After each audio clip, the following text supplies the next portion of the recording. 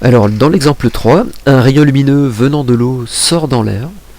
On connaît l'indice de l'air, on connaît l'indice de l'eau, et l'inconnu, c'est l'angle de réfraction, sachant qu'on connaît évidemment l'angle d'incidence. Donc, on se tourne vers la photo pour voir le phénomène, et on se rend compte que le rayon incident est ici, il vient effectivement de l'eau.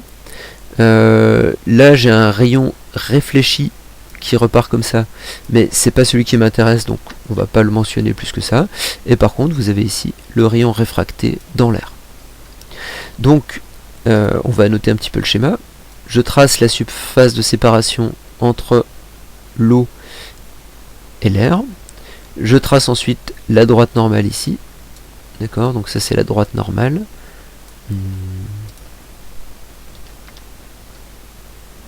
Droite normale.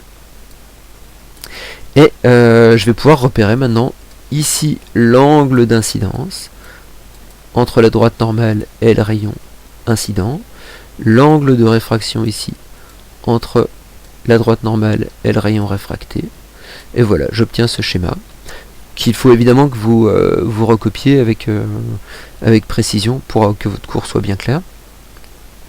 Et on va maintenant s'intéresser à la résolution.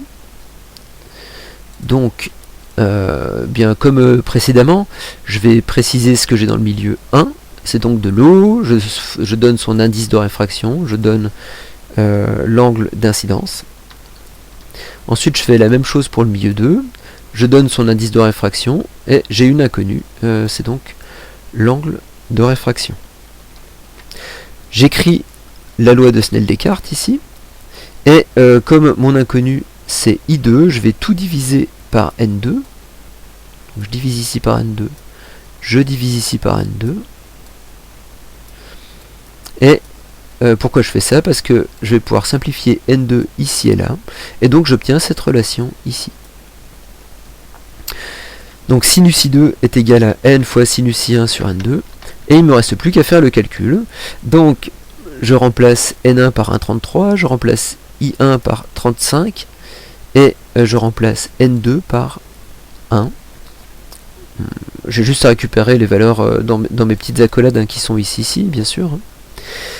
Et je fais le calcul. Je trouve 0,76. Donc là, il faut faire attention. C'est pas I2 qui est égal à 0,76, mais c'est bien sinus de I2 qui est égal à 0,76.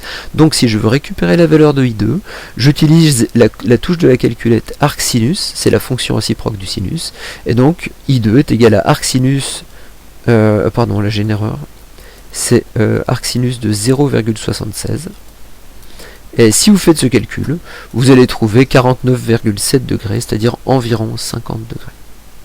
Et donc si on fait un petit retour sur l'image, on voit qu'on a effectivement I2 ici qui doit valoir environ une cinquantaine de degrés.